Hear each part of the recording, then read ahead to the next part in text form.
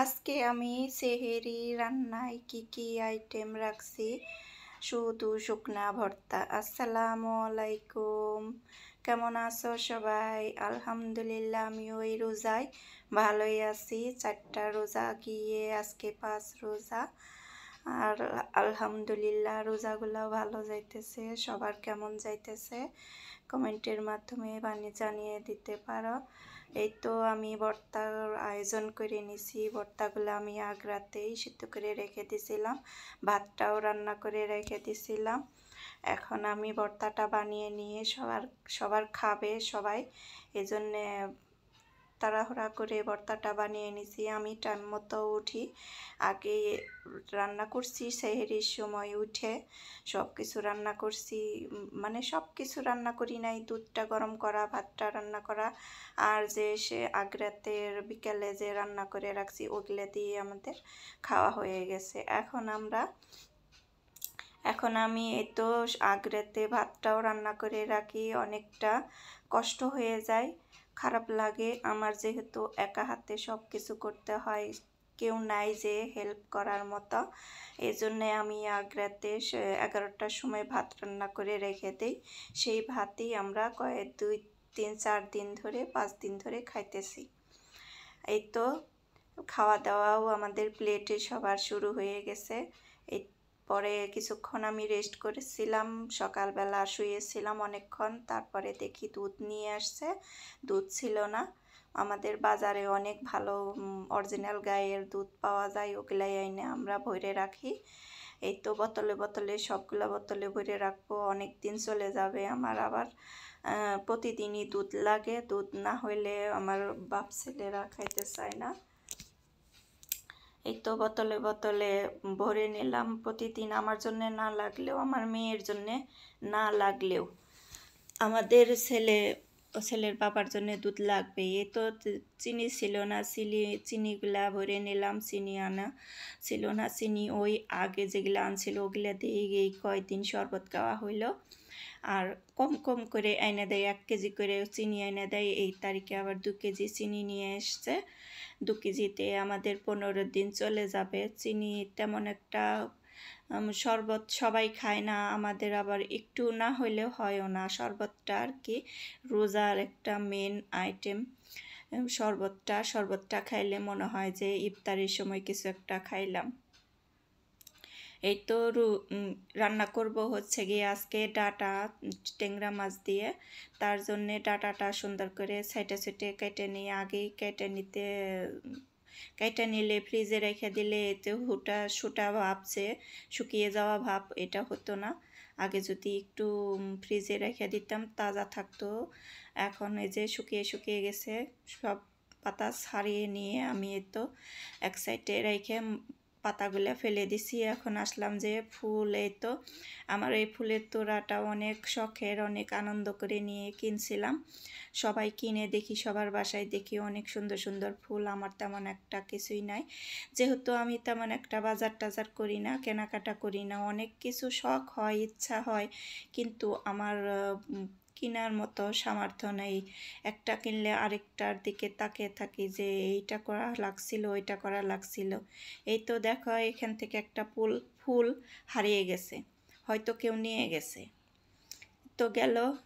তারপরে এই সব কাজ করে আমি ছাদে চলে গেছিলাম একটু, মানে চারা, ওই টবে চারা মাটিটা খালি পড়ে আছে, এজন্যে আমি এই বোতলটা মাঝখানে যে গাঁথা করে নিছি মাঝখানে বসিয়ে দিয়ে এইখানে সবজি পচা টচা আর কি যা যা দেওয়া লাগে এখানে দিয়ে একটু পানি দিব। তারপরে সবজি পচার যে সারটা ওইটা ছড়িয়ে যাবে মাটির সাথে। এইভাবে করে আমি সবসময় গাছ বুনে দেই, সুন্দর হয়, ভালো হয়, ফলনও ভালো হয়। মানে তুলা মাটিতে আর কি যা হয় তেমনই একটা মেনে নিতে হয়। আমার নিচে তেমন একটা যাইতে ইচ্ছা করে না, এই জন্যে আমি উপরেই টুকটাক আর কি করি। এই তো আলুর চপ বানানোর জন্যে, ডিম চপ বানানোর জন্য আমি একটা ডিম আর আলু সেদ্ধ দিয়ে নিলাম। একটা ডিমে আমি 4টা ভাগ করে নিব। তারপরে ট্যাংরা মাছগুলো ভিজিয়ে নিলাম। ট্যাংরা মাছগুলো অনেক সুন্দর আসছিল, বড় বড় ট্যাংরা মাছগুলো সুন্দর হয়েছে। এখন এই যে আনছে পরে আমাদের একদিনও রান্না করা হয় নাই। এই মাছগুলো আমি অযথাই বের করছি, আর এইগুলো আমি রান্না করি নাই। মাছগুলা রেখে দিব। এই তো আমি ডিমগুলাও, দেশি ডিম এইগুলা সেদ্ধ করে নিছি। একটু ঝাঁকিয়ে নিলে ডিমটা একটু ছুলতে আরাম হয়, একটু বাড়ি দিয়ে নিলে ছোলাটা সুন্দর হয়। এই জন্যে আমি একটু আর কি এই আইডিয়াটা ফলো করছি। ডিম ছুলতে গেলে অনেক সময় দেখা যায় যে ডিমের সব কিছু নিয়ে চলে আসে, ডিমটা অনেক মানে অসুন্দর হয়ে যায়। এইভাবে ডিম ছুললে ঝাঁকি দিয়ে একটু গুঁতা দিয়ে তারপরে একটু হাতের তালুতে নিয়ে ঘষা দিলে ডিমটির মানে আলগা হয়ে যায়, চোচাটা সুন্দর করে উঠে আসে। এইভাবে ডিমগুলা ছিলে নিলাম। দেশি ডিমগুলা আমি একটু ভুনা করব, আর ওই ডাটা ট্যাংরা মাছ দিয়ে রান্না করব। এই তো ছিল আমার বিকেলকার রান্নায়। আর শেষ রাতে এগুলা দিয়েই খাওয়া হবে, তার জন্য আমি এই মাছগুলা রেখে দেব। আর এই যে ট্যাংরা মাছগুলাও আমি পটে ভরে নিছি। আগে ছিল পলিথিনে, পলিথিন থেকে আমি পটে ভরে নিলাম। পট আজের ছিল না, পটগুলা সব আমার ভর্তি হয়ে গেছে। তো আমি আলুগুলা একটু ডলে ম্যাশ করার জন্য আলাদা করে নিলাম। এখন আমি সব কিছু এই দুইটার থেকে শুরু করছি, সব কিছু রেডি করে নিতে নিতে আমার অনেকটা টাইম লেগে গেছে। আমি একা হাতে সব কিছু আমাকে করতে হয়। এগুলা আমি আগে করে রাখি নাই। আগে করে রাখলে অযথাই মানে ফ্রিজে তেমন একটা জায়গা নাই, অনেক জায়গা লেগে যায়। যেগুলা আমি রাখছি ওগুলা না হইলেই হয় না, এজন্য আমার রাখা। এগুলা আমি মানে আলুর চপ, বেগুনি, তারপরে ডিম চপ, তারপরে আরও অনেক আইটেম আছে, ওগুলা আমি মাঝে সাঝে আর কি এই হাতে সাথে সাথে করেই খাবো। সাথে সাথে করে খাওয়ার একটা মজা আছে। এরকম বইরে ফ্রিজে ভরে রাখলে ওইটার একটা মানে নতুন একটা যে মজার মতন নতুন একটা যে স্বাদ ওইটা পাওয়া যায় না। এখানে আমি ট্যাংরা মাছগুলা ডাটা দিয়ে রান্না করব, তার জন্য ট্যাংরা মাছগুলা কষিয়ে নিছি একটু, আর উঠিয়ে রাখি নাই। এই তো এইভাবেই রান্না করে নিলাম। আর এখানে ডিমগুলা ভুনা করব। ভুনা করার জন্য আমি ডিমটা ভাইজা নেব প্রথমে, একটু লাল লাল করে ডিমটা ভাইজা নেব। আর রোজা থেকে এত কথা বকবক করতে করতে আমার গলাটা অনেক শুকিয়ে গেছে। অনেকেরই হয় নাকি, আমাদের এইদিকে অনেক চারপাশে অনেক শব্দ, অনেক বাচ্চাদের মানে কথার আওয়াজ, নিচে থেকে অনেক কথার আওয়াজ আসে। আমরা উপরের ফ্লোরে থাকি, নিচতলা ভাড়া দিছি, নিচতলা থাকলে আরও অসুবিধা হইতো। এই তো এখন আমি ডিমের বোনা যে ওইটা আমি এখন করে নেব।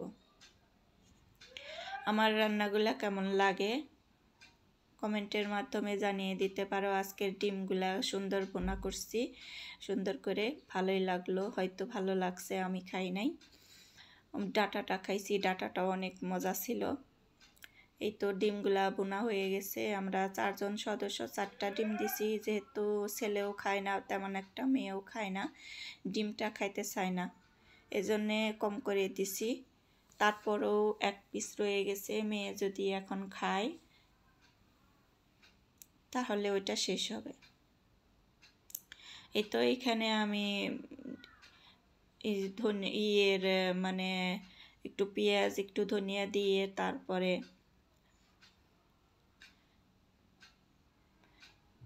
আলুর চপ, বেগুনি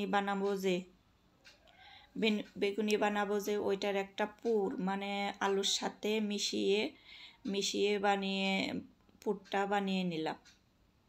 এখন এটার মধ্যে আরও ধনিয়া পাতা, তারপরে আলো, চিলি ফ্লেক্স এগুলা আর কি কড়াই ছিল, ওগুলা দিয়ে তারপরে মাখিয়ে নেব। এই তো ডিমটা আমি 4 ভাগ করে নিতেছি। একটা ভিতরে ঢুকানো যাবে না, অর্ধেকটাও ঢুকানো যাবে না, অনেক বড় হয়ে যায়। এখানে চিলি ফ্লেক্স নিলাম আর ধনিয়া পাতা কিছু নিব, নিয়ে তারপরে একটু লবণ নিয়ে তারপর সুন্দর করে মাখিয়ে তারপরে চপ শেপ আকারে ওইটা করে নেব। এই তো এখানে আসলাম যে এদিকে আসলাম যে শরবতটা করে নিতেছি, শরবত করলাম, তারপরে ফলও কাটে নেব কিছু। আর এখানে আমি লেবু চিপে যে রস করে রাখছিলাম ওইটা ডিপে রেখে দিছিলাম, ওইটা আর কি দিয়ে দিলাম। এখানে আপেল 4 খণ্ড করে নিছি, 4 পিস, 4 জনে খাওয়ার জন্যে। একটু ক্ষীরা কেটে নিলাম, এখানে আমি সালাতের জন্যে আগেই কেটে রেখে দিলাম আর কি। বেগুনি চপ বানানোর আগে সালাদটা রেডি করতে হয়, না হলে একা হাতে তো সারতে পারবো না, এর জন্যে। এইখানে আমি বেগুনি আর চপ বানানোর জন্য যে বেটার আর সেইটা এখানে তৈরি করে নিছি। এখন আমি এই যে চপ আর কি ডিম ভিতরে ভরে রেডি করে নেব। সবটি একসাথে ভরে রেডি করে নিলে পরে শুধু বানানো যায়। এই তো এইভাবেই হইতেছে রান্নাবান্না আর কি। আজকে কথার ভয়েস দিতে খুব খারাপ লাগতেছে, ভালো লাগতেছে না, গলাটা কেমন জানি শুকিয়ে আসতেছে। এইখানে আমি ব্রেড ক্রাম্ব বের করে নিছি। এখন একটু চপগুলা ভাজা নেব, তারপরে পেঁয়াজগুলাও ভাজা নেব। পেঁয়াজগুলা ভাজার পরে চপ, বেগুনি এগুলা সব ভাজা হয়ে গেলে পরে একটু আলুর চপগুলা বানাবো, আর তারপরে ডিম চপগুলা বানাবো। বানানোর পরে আজকের ইফতারি আইটেমগুলা রেডি হয়ে যাবে। এদিকে ডিমের যে একটা ডিম ভেঙে নিয়ে এভাবে করে দেয় অনেকেই। আমি একটু বেসনের মধ্যে হালকা একটু বেসনের মধ্যে গড়াইয়ে তারপরে ব্রেড ক্রাম্ব দিয়ে মাখিয়ে তারপরে একটু তেলে ছেড়ে দিলাম। এভাবে খেয়ে দেখো, অনেকটা ভালো লাগে, অনেকটা মজা লাগে। আমার ছেলে খেয়ে তো অনেক প্রশংসা করলো, বললো যে অনেক মজা হয়েছে আর কি। বানাতে পারি আর কি, সব কিছুই কিছু কিছু করে বানাতে পারি। বানাই না তেমন একটা, শরীরের উন্নতি নাই, এজন্যে আর কি। সবটাই করতে এনার্জি লাগে, এনার্জিটা আমার খুব কম। এই তো আমার আজকের ইফতার আইটেম।